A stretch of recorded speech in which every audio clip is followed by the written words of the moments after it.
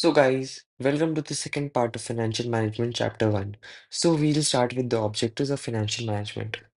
So, there are two types of objectives of financial management. One is profit maximization, and another is wealth or value maximization.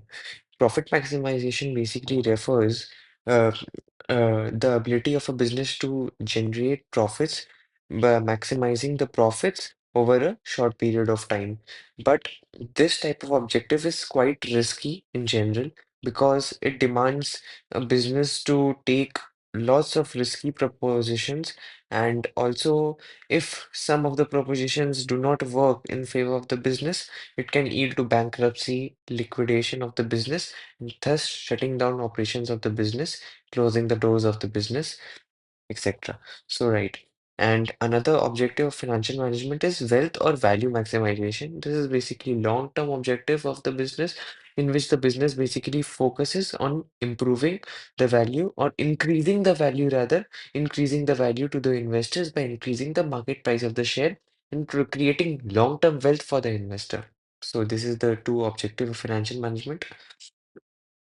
So we'll read about profit maximization.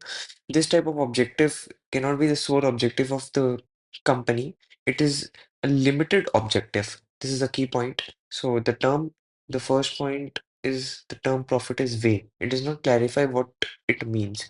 Profit may be in the short term or in the long term. It may be total profit or rate of profit, etc. Right. So as we discussed earlier, profit maximization has to be attempted with the realization of risk involved. Direct relationship between risk and profit. Many risky propositions yield high profit.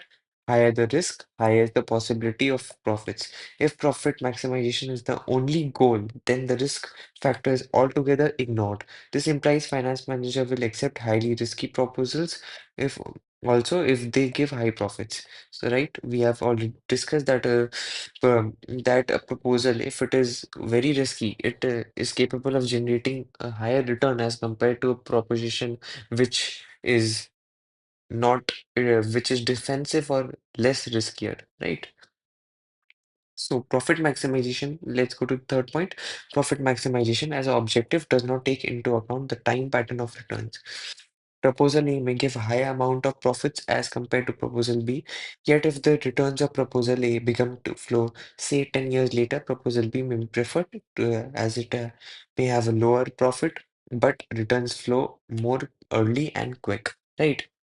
So, like in this point, basically, it has discussed that uh, if we consider two proposals, A and B, and we basically will choose the proposal which yields profit early rather than which yields higher amount of profits, right? So, this is basic human psychology.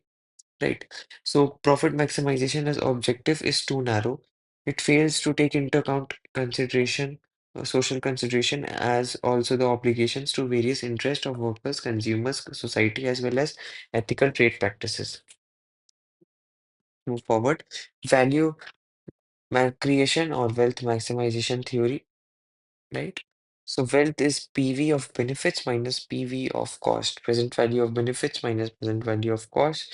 So basically, in this wealth maximization model, you have to keep in mind 3 points. It focuses on cash flow approach, not accounting approach. It focuses on cost benefit analysis. It has application of time value of money. So basically, in in this in this objective of the business, in this wealth maximization model, basically it focuses on on the cash flow which a business can generate over a period of time, discounting it to the present value and and thus calculating the wealth which investor can earn. Like, so if we take the example of formula, future value is equals to present value 1 plus I whole to power n. So present value is basically future value by 1 plus I whole to power n. So basically we are discounting the cash flows which are coming in the future and bringing it into the PV of benefits and subtracting the PV of the cost and thus arriving at wealth. Right, so this is the basic thing. Let's move forward. Value of a firm is represented by the market price of the company's common stock. The market price represents the focal judgment of all market participants as to what the value of particular firm is. So basically, in this point, it is basically referring to that the value of a firm is based on the market price of the share, which is listed in the recognized stock exchange, right? NSE, BSE are the two major stock exchanges in India, right? So basically, higher the price of the share, higher the value the company generates for the investors. Considering that a face value is the same for all shares, right? The market value serves as a performance index or report card of the firm's progress. It indicates how well the management is doing on behalf of the stockholders, right? So, right. So this is this shall be covered by me in further, right? So value of a firm is number of shares into market price per share. Let's move further. Yeah. So this topic is very, very important for your examination. So basically, goal profit maximization and wealth maximization. Objective of profit maximization is to earn large amount of profits, and wealth maximization is highest market value of shares. What are the advantages of profit maximization? Basically, it is easy to calculate profits. It acts as a link between financial decisions and profits. So, what advantages of the wealth maximization model is basically it emphasizes on long-term gains, recognizes risk, recognizes timing of return, consider shareholder return. Disadvantages of profit maximization are emphasizes on short-term return, ignores risk, ignores timing of return, requires immediate resources. Disadvantages of wealth maximization are offers no clear relationship between financial decision and share price, can lead to management anxiety and frustration. Basically, these points are very self-explanatory. They need no explanation. We have already discussed the important points in the previous section. So we can discuss the role of a finance executive, that is the chief finance officer of the company, that is the CFO of the company. So basically, what is the role of the CFO of the company? So basically, his role is to first plan how the finance of the company.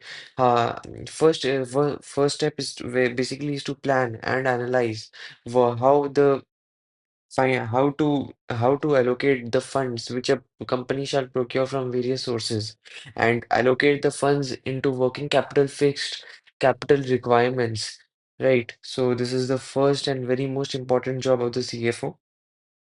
And next are the three major decisions which a business should make. That is the investment decision, financing decision, and dividend decision. All three decisions basically are taken by the CFO in consultation with the board, right? So let's read. Financial analysis and planning, determining the proper amount of funds to employ in the firm, designating the size of the firm and its rate of growth. Second is investment decision, efficient allocation of funds to specific assets. It's financing capital structure decisions, raising funds on favorable terms as possible. Next is management of financial resources such as working capital, risk management, protecting assets. Yeah. So this part is also very important for your examination. It's an MCQ question. So, what is financial distress and insolvency? So, financial distress is a situation in which the cash inflows are inadequate to meet the cash outflows of the company, basically in one line. So, it is a situation in which the company is not able to generate enough cash in order to pay off the day-to-day uh, cash operations, to pay off the cash liability which it incurs on a day-to-day basis, right?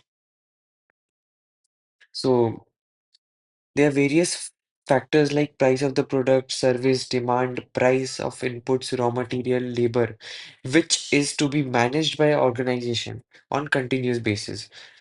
Proportion of debt also needs to be managed by organization very delicately. Higher debt requires higher interest, and if cash is not sufficient, then it will put lot of pressure to the organization. Both short-term, long-term credit will put stress to the firm. If all the above factors are not well managed by the firm, it can create a situation known as distress, where cash inflows are inadequate to meet the current obligation of the business. So basically, this is the thing in which cash inflows are inadequate to meet current obligation of the business. It creates distress on the firm. Basically, it is not able to generate enough cash in order to meet its operations on a day-to-day basis. It's very challenging for the firm then, right? And insolvency is a situation in which the liabilities of the firm exceed the assets, in which the firm is not able to pay off its liabilities on time. So this is insolvency, right? As a result of financial distress. So we have covered this part. Let's move ahead.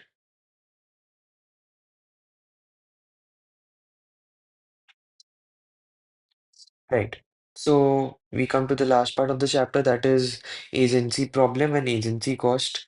So this is a very important thing.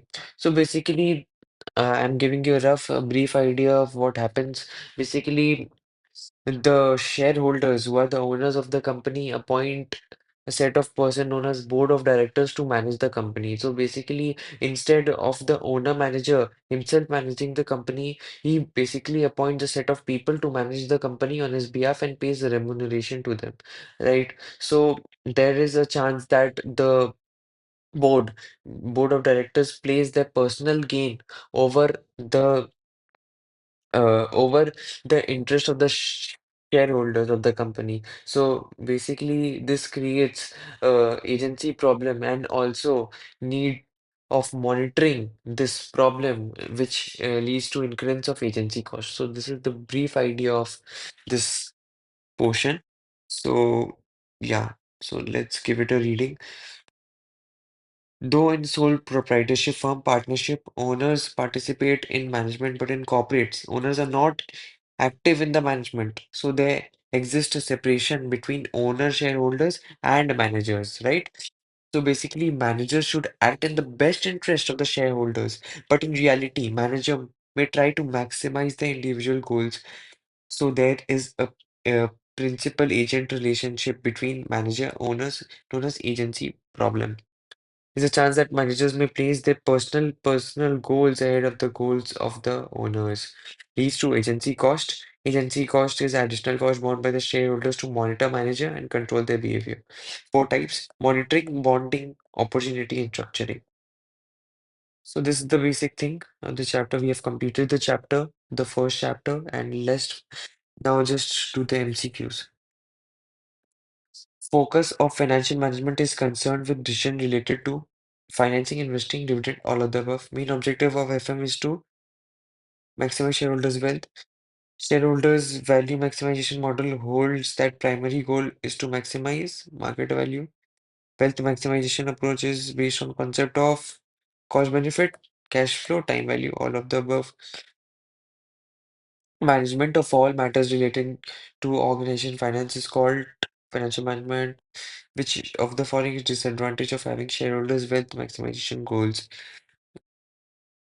So, no clear relationship between D.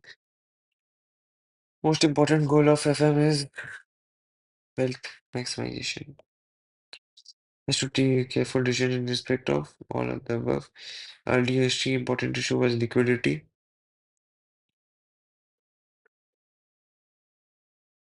Define D is concerned with B,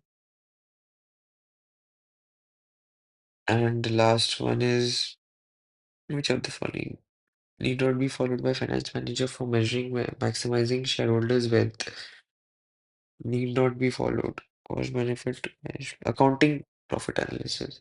So we have completed the first chapter along with MCQs. Thank you very much for joining.